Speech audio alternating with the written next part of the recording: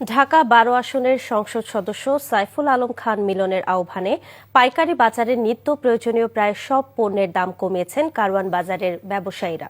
দুপুরে কারওয়ান বাজার ব্যবসায়ীদের উদ্যোগে রমজানের দ্রব্যমূল্যের দাম নিয়ন্ত্রণ এবং চাঁদাবাজি বন্ধের লক্ষ্যে আয়োজিত সংবাদ সম্মেলনে ব্যবসায়ীরা এই ঘোষণা দেন।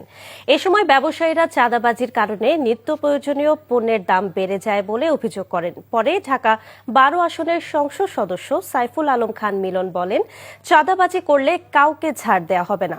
কারণ বাজারের চাঁদাবাজি বন্ধে তিনি সরকারের সহযোগিতা চেয়েছেন। এ সময় রমজানের নিত্য প্রয়োজনীয় পণ্যের দাম কমানোর ডাকে সাড়া দেয় ব্যবসায়ীদের প্রতি কৃতজ্ঞতা জানান তিনি। রমজান মাসের দ্রব্যমূল্য একটা বিরাট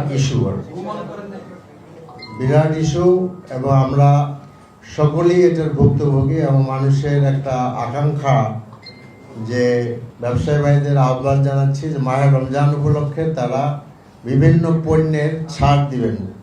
এটা আমার আহ্বান যে মানুষ একটু তাদের যে প্রাইস হাইকের যে কষ্ট সেটা থেকে তারা বাঁচতে পারবে। আশা করি যে ব্যবসায়ী ভাইরা প্রত্যেকটা পণ্যের ব্যাপারে আলাদা আলাদা করে উল্লেখ করবেন। আশা করি রমজান তো সকলের জন্য রমজান, আমরা চেষ্টা করছি সকলকে বুঝিয়ে যে কতটুকু সহনীয় পর্যায়ে কমানো যায়।